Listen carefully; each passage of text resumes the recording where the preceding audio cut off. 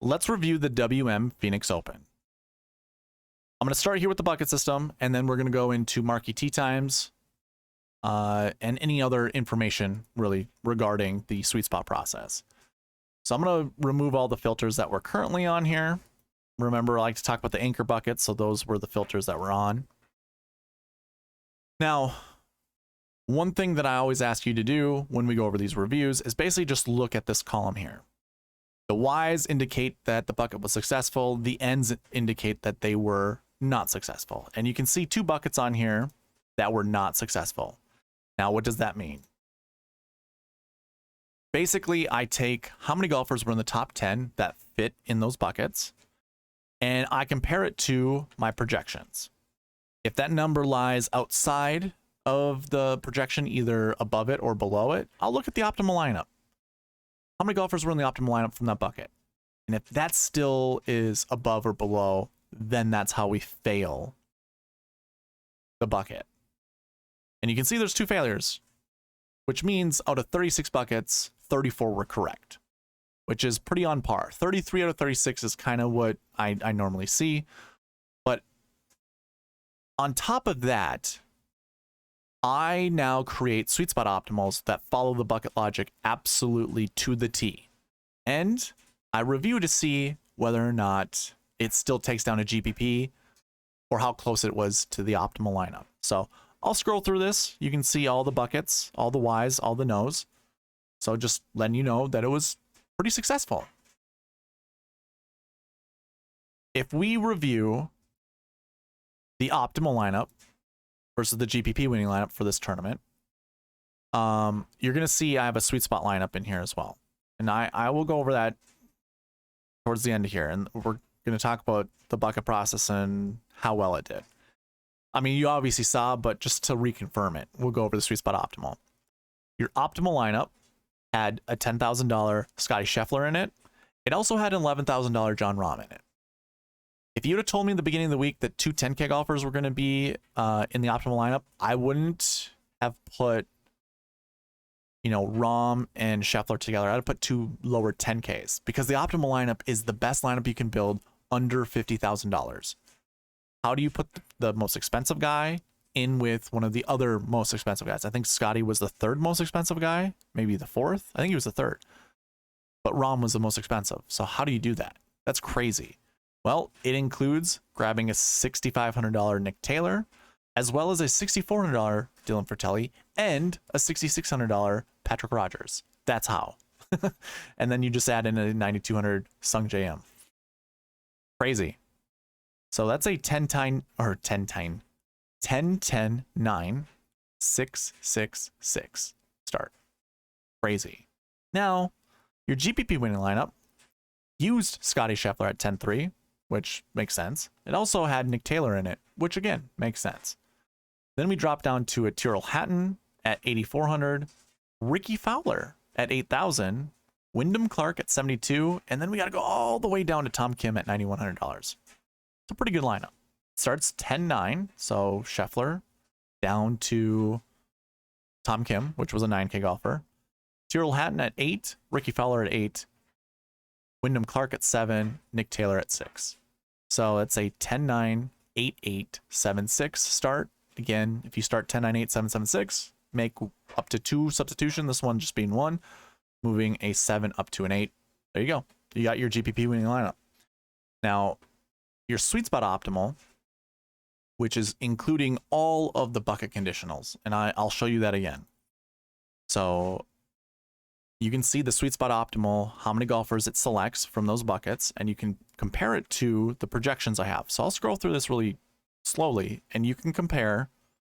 Remember, we're always rounding up with the max projection, so you can see this bucket here, 1.56. That rounds up to 2, and that is exactly what the the optimizer selected using the strict bucket conditionals. So you can, again, I'll scroll through this slowly. You can see the projections versus the SweetSpot optimal, so you can validate me.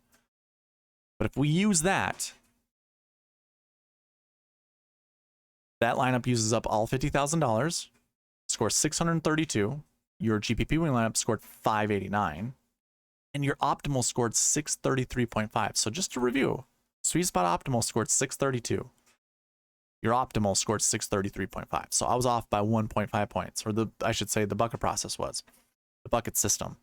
And that was using 10K golfer and Scotty Scheffler, $9,800 Justin Thomas, 9,200 Sung JM, Wyndham Clark at 7,200, Kurt Kitayama at 7, and then Nick Taylor at 6.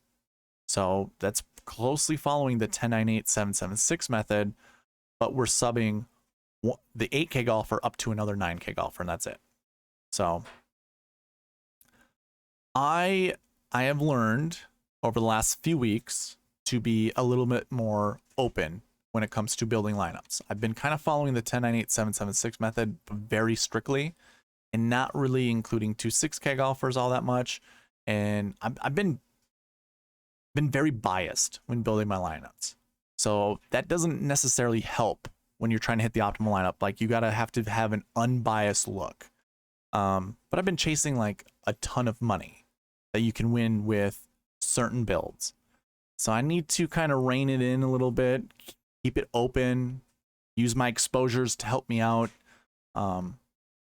Yeah, SweetSpot optimal, pretty darn well. And to top the review off, I'm gonna put a filter on this, and we're gonna go over the Marquee Tee Times.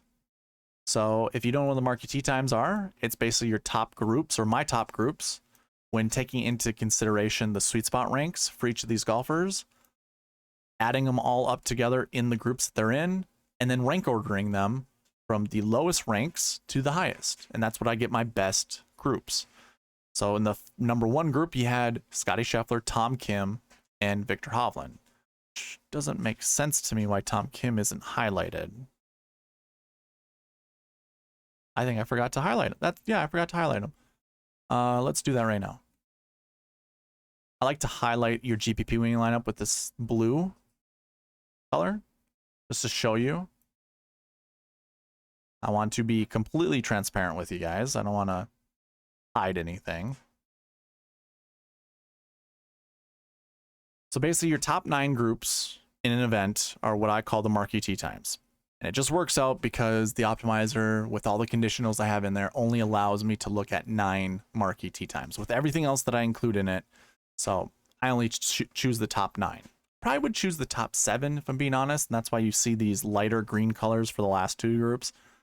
Really only look at the top 7. And with this, here are the rules that I have. In the Marquee Tee Times, so all the golfers, if you include all these golfers into one pool, so this is one pool of golfers, you want to select somewhere between 2 to 4 of them. So just if we don't look at tee times, you want to select 2 to 4 of them. But the other rule is you do look at tee times and you don't select more than 1 golfer from a group. So when we go and we look at this, Scotty Scheffler, Tom Kim, and Victor Hovland are in a group together. Select only one of them.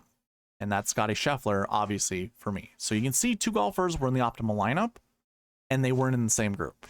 However, the guy who won the GPP for the $5 Drive the Green included Scheffler and Tom Kim, who did pair up together. So you can win a GPP doing that. But I'm always chasing the optimal. In the optimal, it was Scotty Scheffler and Jon Rahm. They were in group 1 and group 2. The 2 out of 4 golfers hit. The golfers in different groups hit as well. So the Marquee Tee Times, 100% successful. Buckets, 1.5 points behind the optimal lineup. I think the SweetSpot process was very successful last week. I went really heavy on Jon Rahm and Patrick Cantlay, and Patrick Cantlay missed the cut. So again, I need to open up my exposures and just let the bucket system do its work. Probably has a better opportunity for me to hit the optimal lineup, as opposed to, well, I can really narrow down the possibility of hitting the optimal by narrowing down my, or anchoring around golfers. So like I said, I went with Cantlay. So you can see Jon Rahm is right here. Patrick Cantlay was down here somewhere. Where was he? Right here. So they're not in the same group. You know, Rahm was in group 2. Cantlay was in group 3. I went Rahm and Cantlay in about 60% of my lineups. That's not how you get it done. That's how you lose money. And I also meant I didn't have Scottie Scheffler, which you need the winner in your lineups to cash a decent amount of money. Worst week of the year for me so far, but 2 weeks ago, best week. So now I'm right back to break even for the year. So hopefully this next week I learn my lesson, build my lineups a little bit better. One can only hope. So that is the end of the review of the WM Phoenix Open.